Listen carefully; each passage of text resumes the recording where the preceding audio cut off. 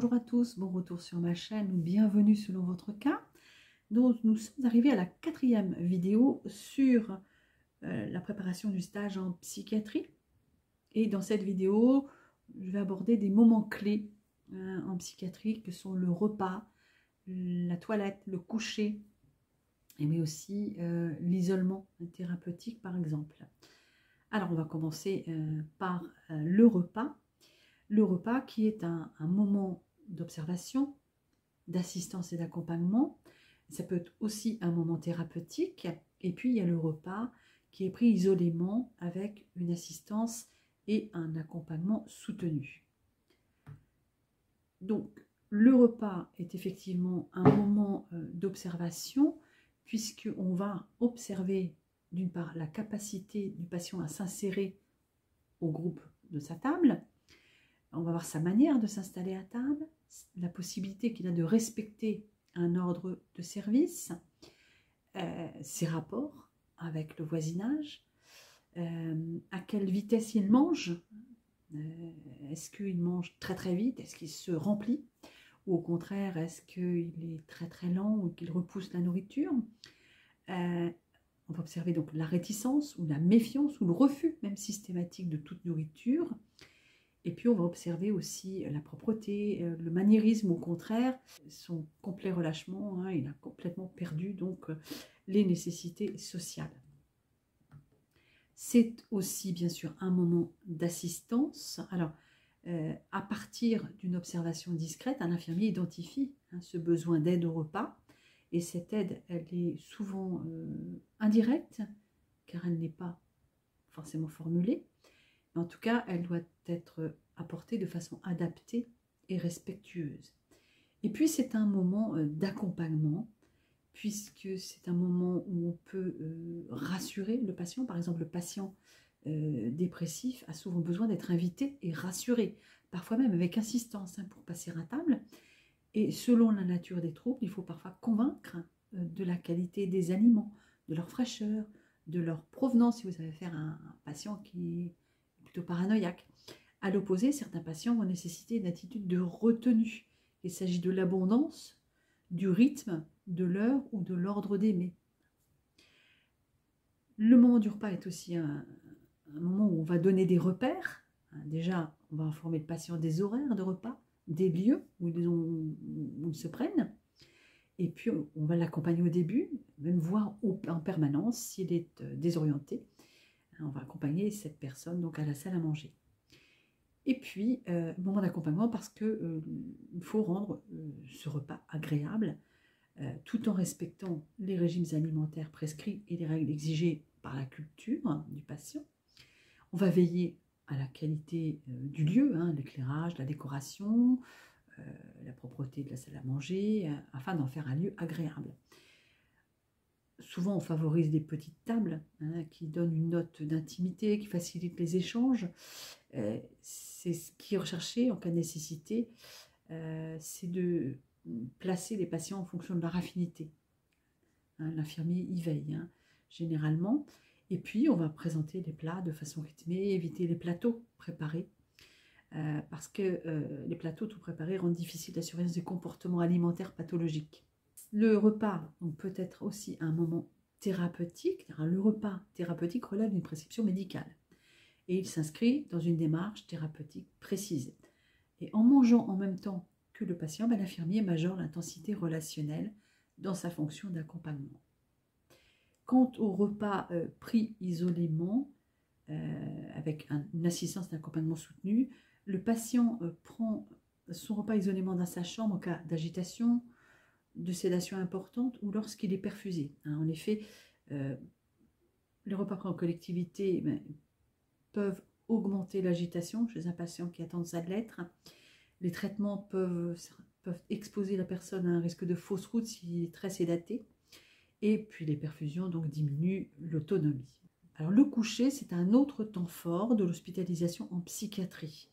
Donc on va voir d'abord des généralités sur le sommeil avant de parler de troubles de sommeil qu'on peut rencontrer et en particulier donc, du sommeil en psychiatrie.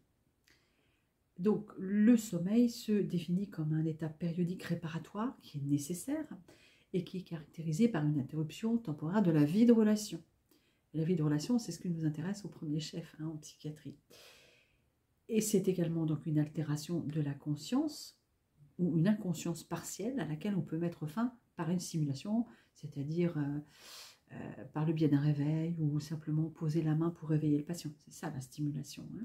En termes de physiologie, le sommeil se caractérise donc par plusieurs phases. Il y a tout d'abord la période d'endormissement qui correspond au stade 1, c'est une période brève avec un ralentissement du rythme de base, avec un réflexe de nidation, des rides corporelles, on peut se mettre en chien de fusil par exemple sur le côté, et le réveil est aisé pendant cette période, et qui représente 10% de la durée du sommeil. Ensuite, il y a le sommeil lent, qui représente les stades 2, 3 et 4. Donc le sommeil lent est un sommeil de plus en plus profond, avec diminution de la température, de la fréquence respiratoire, de la tension artérielle et des pulsations. Alors, au stade 2, on a encore un sommeil relativement léger, avec un réveil facile. Ce stade 2 représente 45% de la durée du sommeil. Et au stade 3 et 4, les muscles se décontractent malgré les changements de position. Et là, le réveil est difficile. Et c'est à cette phase que l'on rencontre l'énurésie nocturne et le somnambulisme, par exemple. Et donc ces stades représentent 20% de la durée du sommeil. Et on a le sommeil paradoxal. Donc c'est un sommeil qui est proche de celui d'état de veille, avec augmentation de la température, des pulsations, de la tension artérielle et de la fréquence respiratoire. C'est une période qui alterne au cours de la nuit avec le sommeil lent et le sommeil profond. Il y a environ 4 à 6 cycles, comme ça. Et elle augmente au cours des cycles. En fin de nuit, ce sommeil paradoxal représente environ 50 minutes. C'est la période des rêves et les plus longs. Alors, les besoins en sommeil sont variables avec l'âge. Chez le nouveau-né, c'est à peu près 16 heures par jour. Chez le nourrisson, ça va être de l'ordre de 14 heures par jour. Le jeune enfant, de 11 à 13 heures. Chez l'ado, 8 à 9 heures. Et chez l'adulte, ça va être de 6 à 9 heures. Donc, le sommeil paradoxal diminue, tout comme les besoins en sommeil diminuent avec l'âge. Et donc, les personnes âgées se réveillent plus facilement et s'endorment plus vite. Alors, à quoi sert le sommeil? Eh bien, le sommeil lent, notamment, sert à réparer, à renouveler les cellules. Le stade 4, en particulier, stimule la production d'hormones nécessaires à la croissance osseuse, également la synthèse protéique, la réparation des tissus. C'est une période de régénération, de récupération de la fatigue et aussi de préparation à la période d'éveil. Le sommeil paradoxal, lui, il est important pour l'apprentissage, la mémoire, l'adaptation comportementale. Le cerveau filtre les informations emmagasinées pendant la journée. Le sommeil paradoxal permet de résoudre les problèmes et avoir une vue plus lucide des choses. C'est pas rare que on a une idée plus précise de quelque chose qui nous préoccupait la veille. Il permet de clarifier les émotions et de préparer l'esprit aux événements du lendemain. Et il est surtout important pour la stabilité émotionnelle, car être privé de sommeil, on va le voir, entraîne souvent une instabilité émotionnelle, voire de l'irritabilité ou des hallucinations en psychiatrie. Quelles sont les causes du manque du sommeil et ses conséquences? Alors, dans les causes de la privation de sommeil, du manque de sommeil, on a les maladies bien sûr, le stress émotionnel, ça peut être un milieu perturbé, ça peut être une modification des habitudes de sommeil. Souvent on dort moins bien quand on change de lieu, par exemple. La douleur, les médicaments, les excitants, l'environnement peut être aussi une cause de privation de sommeil, s'il est bruyant par exemple. La trop grande fatigue, on dit souvent quand on est trop fatigué, on ne dort pas bien. Et puis les apports énergétiques. Alors, quelles sont les conséquences de la privation de sommeil? Eh bien, il y a des symptômes physiques d'un côté et des symptômes psychiques. Les symptômes physiques, ça va être les tremblements des mains, la diminution des réflexes, des réactions, de la mémoire des mots, du jugement et du raisonnement. Et dans les symptômes psychiques, ça va être les sautes d'humeur, la désorientation, l'irritabilité, la diminution de la motivation, une sensation de fatigue, une somnolence ou une hyperactivité au contraire. Comment peut-on favoriser le sommeil? Alors, c'est valable en psychiatrie, mais c'est valable partout ailleurs. Il y a les mesures hygiéno-diététiques, c'est-à-dire qu'on va stimuler la vigilance dans la journée par des activités. Et on peut proposer une sieste, hein, ça va être le cas pour les enfants et les personnes âgées, l'après-midi. L'alimentation est importante, il faut éviter les excitants le soir, avoir des repas équilibrés, ne pas manger trop de sucre. Le rythme du coucher doit être régulier, respecter donc l'horloge biologique. Il peut aussi y avoir des rituels du coucher délassants. Alors, ça dépend des personnes, ça peut être un bain, ça peut être de la lecture, ça peut être une petite promenade après le repas, ça peut être écouter un peu de musique, prendre une tisane, ça peut être le lait pour les enfants. Par exemple, ça va être la succion ou un objet transitionnel ou raconter une histoire, bien sûr. Et puis il y a l'environnement qui est important. Le lit doit être confortable, il ne peut pas y avoir trop de bruit. Une ventilation adéquate, la pièce doit être aérée et la température de la pièce doit être adaptée. L'idéal, c'est 19 degrés. C'est ce qu'a proposé notre président pour cet hiver. Pour favoriser le sommeil, il y a aussi les traitements médicamenteux. Alors, déjà, traitement contre la douleur, puisque la douleur empêche de dormir.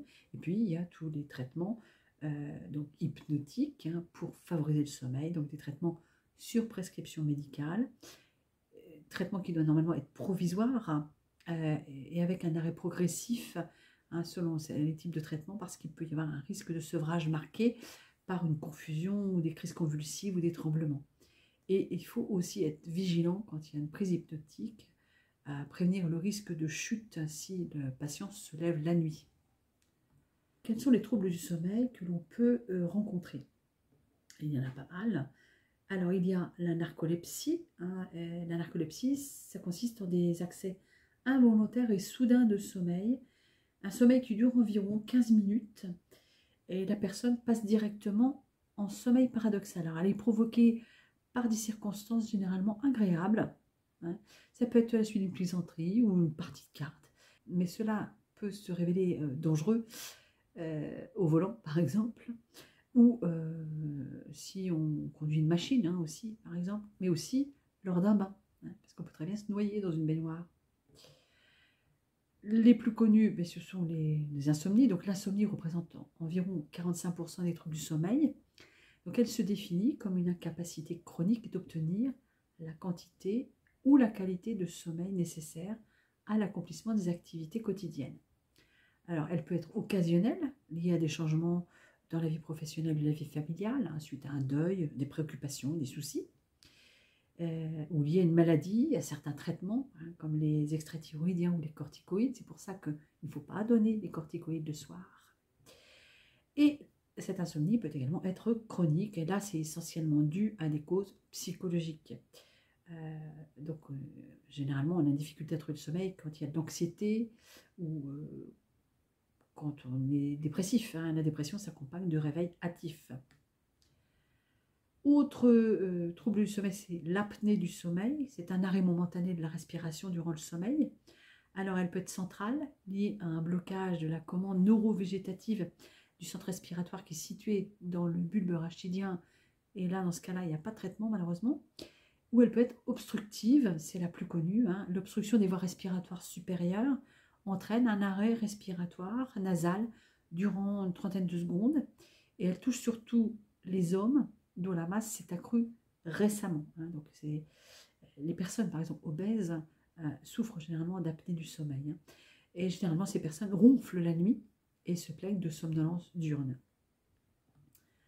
Autre maladie, c'est la maladie du sommeil, la trypanosomiase, qui est une maladie parasitaire endémique de l'Afrique équatoriale, due à la mouche tsetse. Alors, elle évolue en 2 temps. Il y a d'abord des accès fébriles irréguliers avec des ganglions, érythèmes, prurites. Et ensuite, on a des céphalées, une apathie et des accès de sommeil plus ou moins prolongés. Et ça aboutit à la mort. Ensuite, il y a d'autres troubles que l'on rencontre surtout chez l'enfant. Mais chez l'adulte, ils peuvent révéler un problème plus grave. Alors, c'est le somnambulisme, qui est un état d'automatisme ambulatoire qui se produit pendant le sommeil, pendant lequel le sujet accomplit des actes plus ou moins coordonnés, dont il ne garde aucun souvenir lors de son réveil. Il y a les frayeurs nocturnes, qui surviennent notamment chez le jeune enfant pendant les premières heures au cours du stade 3 ou 4 du sommeil lent, les cauchemars, qui sont des attaques d'anxiété liées aux rêves survenant pendant le sommeil paradoxal et qui peuvent entraîner un réveil complet avec souvenir. Il y a l'énurésie, qui est une émission d'urine nocturne incontrôlée et inconsciente qui survient pendant le sommeil profond. Alors, avant l'âge de 5 ans, c'est normal. Et il y a le bruxisme, qui est le grincement des dents pendant le sommeil. Alors, voyons maintenant le coucher et le sommeil en psychiatrie. Alors, le sommeil du patient hospitalisé en psychiatrie est souvent perturbé, tant en durée qu'en qualité. De plus, la période vespérale marque souvent la recrudescence d'une angoisse liée à la notion de solitude, d'ennui ou d'abandon, d'incertitude. Et l'approche de la nuit peut même favoriser l'apparition et la recrudescence de certains délires. Donc, c'est important d'être vigilant. C'est vraiment un temps fort, puisque la perspective de la nuit peut générer une accentuation, une résurgence de certains troubles. L'isolement thérapeutique maintenant. Alors, l'isolement thérapeutique répond à des indications cliniques, juridiques et pratiques. Je ne vais pas m'étendre sur le sujet parce que on peut y passer 1 heure, 1 heure et demie. Il fait l'objet d'une prescription médicale et il est limité dans le temps. Il s'effectue dans une chambre qui s'apparente à une chambre de soins intensifs, de par son équipement en matériel de soins. Ça n'est plus la cellule équipée de capitons en garniture murale, la fameuse chambre capitonnée qu'on peut voir par exemple dans Vol au-dessus d'un nid de coucou. Alors, il s'agit par cet isolement thérapeutique de limiter la liberté d'agir d'une personne sans pour autant lui donner un sens carcéral, afin de la soustraire à un environnement qui peut être psychopathogène. On veut en fait éviter, par exemple, tout passage à l'acte hétéroagressif ou mieux contrôler une chimiothérapie neuroleptique qui est prescrite dans certains délires, surtout en début de traitement ou à forte dose, où il s'agit d'assurer la sécurité de l'entourage proche, les soignants ou les autres patients. Alors, il est prescrit le plus souvent lors d'agitation, d'hétéroagressivité exercée ou potentielle, des phases d'état productif, de délire qui rendent le sujet non coopérant aux soins, ou alors les risques de conduite suicidaire. Donc l'infirmier ne se comporte pas en gardien, mais il offre une disponibilité d'écoute et de compréhension à la personne soignée. Donc il assure les soins en toute sécurité et au besoin il fait appel à d'autres soignants selon la situation et le risque. Ça va être le cas par exemple dans des phases de grande agitation, de productif, de délire avec non-coopération pour une simple injection. Donc pour approfondir, je vous mets des liens en description pour cette thématique. Maintenant, on va parler de la chimiothérapie des neuroleptiques. La chimiothérapie, c'est pas seulement la chimiothérapie anticancéreuse.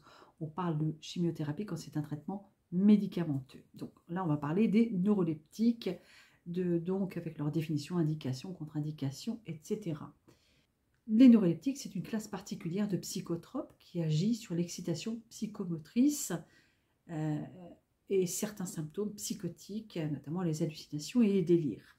Leurs indications sont les états psychotiques d'une part, des états d'excitation et d'agitation psychomotrice d'autre part, mais il y a aussi des indications non psychiatriques.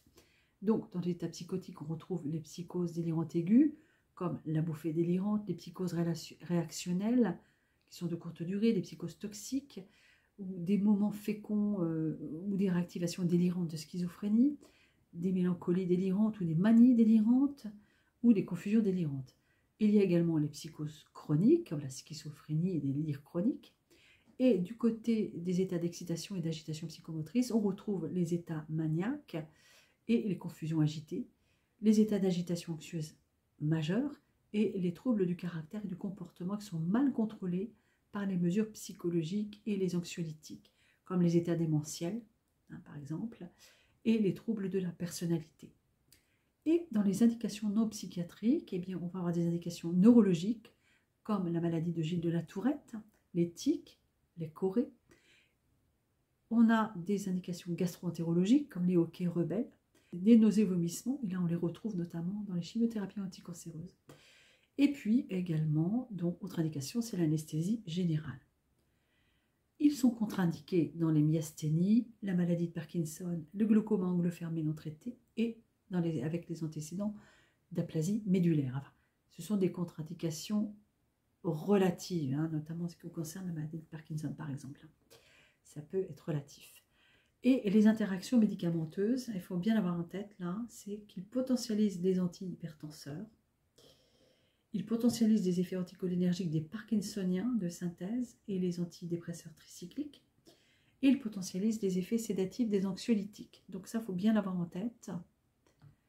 Par ailleurs, les effets thérapeutiques des neuroleptiques répondent à 5 caractéristiques. Les états d'indifférence, c'est-à-dire la diminution de l'émotion, la lenteur et la rareté des mots. Ensuite, on a la diminution de l'agressivité et de l'agitation, puis la réduction des psychoses aiguës chroniques, hein, avec leur action antidélirante, anti-hallucinatoire et anticonfusionnelle. C'est ce qu'on recherche. Les effets primordiaux recherchés, c'est l'effet antipsychotique, c'est-à-dire antiproductif et antidélirant, et l'effet sédatif, hein, l'effet antimaniaque sur l'excitation psychomotrice, l'effet ataraxique, l'effet sédatif ou anxiolytique sur l'agitation anxieuse et anti-agressif. En revanche, ce qu'il faut bien retenir, et là, tout étudiant en soins infirmiers doit connaître ça par cœur. Les effets indésirables des neuroleptiques sont d'abord des effets neurologiques. On a des effets extrapyramidaux, avec des réactions dystoniques aiguës précoces, comme des contractures musculaires du cou, de la bouche, de la face, du dos, avec des torticolis, un trismus ou une ouverture buccale forcée. On va avoir des dyskinésies, c'est-à-dire des mouvements involontaires. Ça peut avoir un syndrome catatonique, hein, ou un plafonnement du regard. Et ça, c'est très inconfortable et angoissant pour le patient. Donc, ces effets extrapyramidaux sont corrigés par des antiparkinsoniens, hein, qui sont souvent ajoutés donc au traitement neuroleptique. Ça peut aller jusqu'à un syndrome hyperkinétique, hein, avec impatience des membres inférieurs, une acathysie, des difficultés de concentration, ou carrément un syndrome parkinsonien avec les tremblements, l'hypertonie, la kinésie. Et on a aussi des dyskinésies tardives avec des mouvements anormaux de la zone buccale. Ces mouvements anormaux, ça va être des mâchonnements, des grimaces, des tics linguaux, une déglutition bruyante. Et ça peut s'étendre aussi à toute la musculature corporelle avec un balancement du tronc, piétinement avec un risque d'irréversibilité et qui est donc très handicapant. D'où effectivement généralement l'adjonction d'antiparkinsoniens. Ensuite, il y a d'autres effets indésirables neurologiques comme le risque comicial par abaissement du seuil épileptogène. Et puis, il y a le syndrome malin des neuroleptiques. Et ça, il faut vraiment le connaître. Comment se caractérise ce syndrome malin? Eh bien, par une hyperthermie. Alors, ce n'est pas l'hyperthermie à 38, hein, c'est la grosse hyperthermie à 40.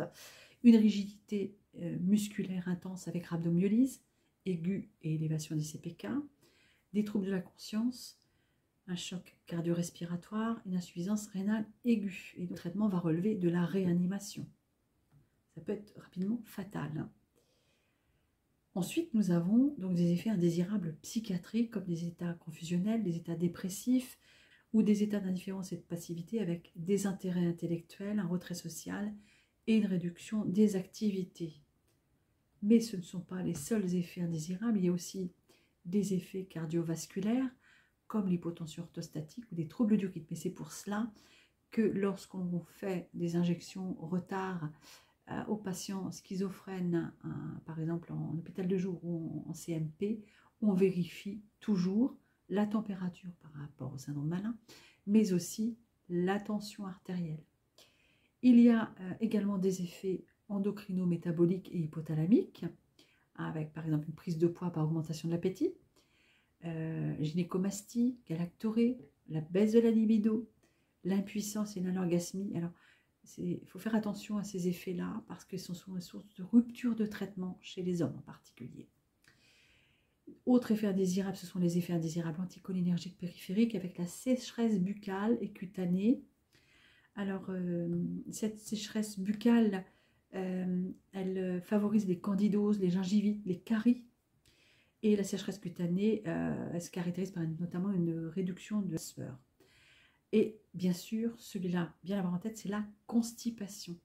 On surveille vraiment le transit de ces patients-là, qui est effectivement à leur donner des laxatifs doux, et bien sûr le fécalome, et puis un assèchement bronchique. Pour ça, il faut bien le maîtriser.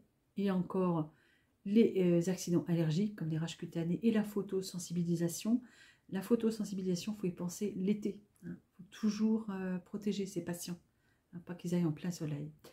Et il y a bien sûr des effets sur la grossesse et la lactation, avec notamment un passage transplacentaire et un passage dans le lait maternel.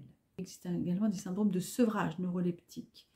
Généralement, on parle de sevrage après une longue période de traitement, à peu près 2 ans, sans rechute, avec stabilité de la maladie.